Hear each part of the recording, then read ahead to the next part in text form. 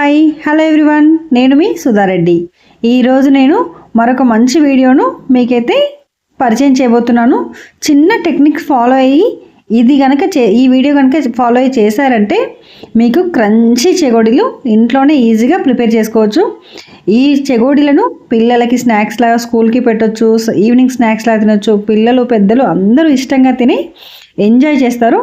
So దీన్ని మనం start చేసేద్దాం. ముందు ఒక బౌల్ తీసుకొని దాంట్లోకి 2 కప్పుల బియ్యం పిండి అయితే తీసుకుంటున్నాను.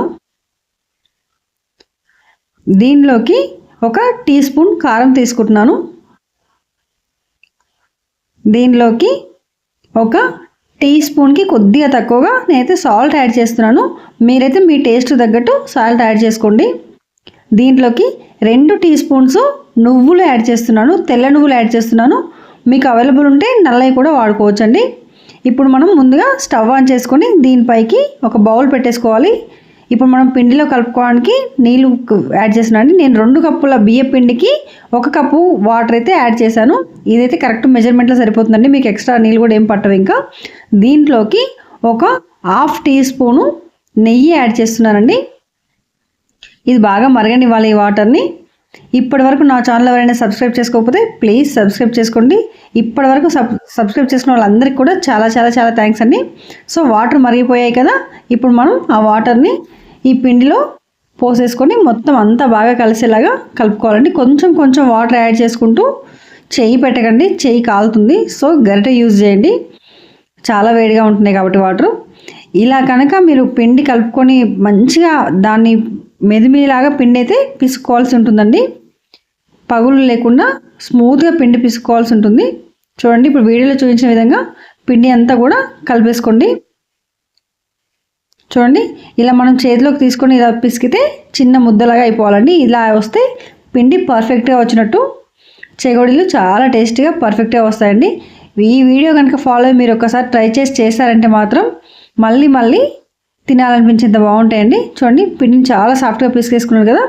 ఇప్పుడు చేతిలోకి కొంచెం ఆయిల్ తీసుకొని దాన్ని నేను చెగోడీల షేప్ రావడానికి అయితే సన్నగా తాలికల్లాగా చేస్తున్నానండి. చేతిపైతేనే ఇలా చేతిలోని సన్నగా తాల్ చేసి దాన్ని రోల్ చేసి వీడియో చూపించే విధంగా రింగ్స్ చుట్టేసుకోండి.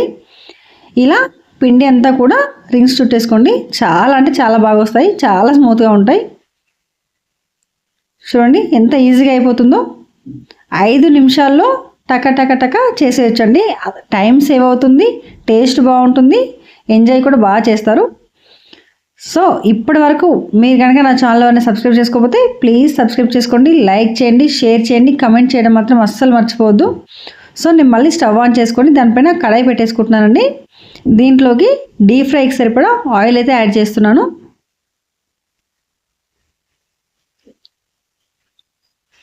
ఆయిల్ అయితే బాగా వేడెక్కనివ్వాలండి. చూడండి, బాగా వేడెక్కిపోయింది.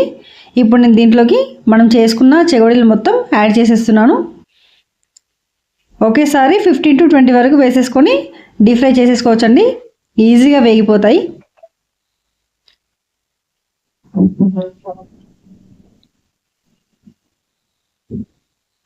చూడండి, అన్నీ కూడా వేసేస్తున్నాను. చేసినవన్నీ కూడా ఒకేసారి ఒకే వాయిలో వేసేస్తున్నాను. వీటన్నిటిని కొంచెం విడదీసుకోవాలండి. ఒకేసారి వేస్తాం కాబట్టి కొంచెం అంటుకున్నట్టు అనిపిస్తుంది ఫస్ట్, కానీ గరిటెతో విడదీస్తే ఈజీగా డివైడ్ అయిపోతాయి అన్నీ. చూడండి ఎంత బాగా అయిపోయాయో.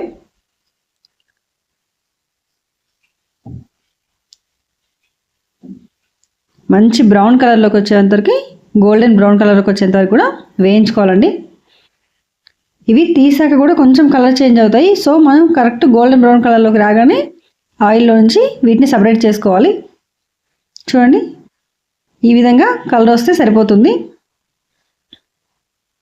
వీటిని మనం ఇప్పుడు ఒక ప్లేట్లోకి తీసుకుందామండి.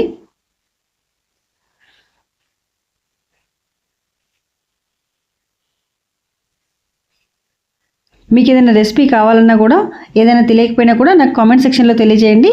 నేను ఖచ్చితంగా వీడియో చేసి అయితే పోస్ట్ చేస్తాను. చూడండి ఎంత టేస్టీగా ఉండే, క్రంచీగా ఉండే చెగోడీలు 5 నిమిషాల్లో రెడీ అయిపోయాయి. మీకు ఈ వీడియో నచ్చిందని అనుకుంటున్నాను.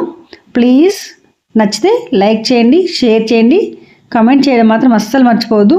Thank you for watching. Thank you.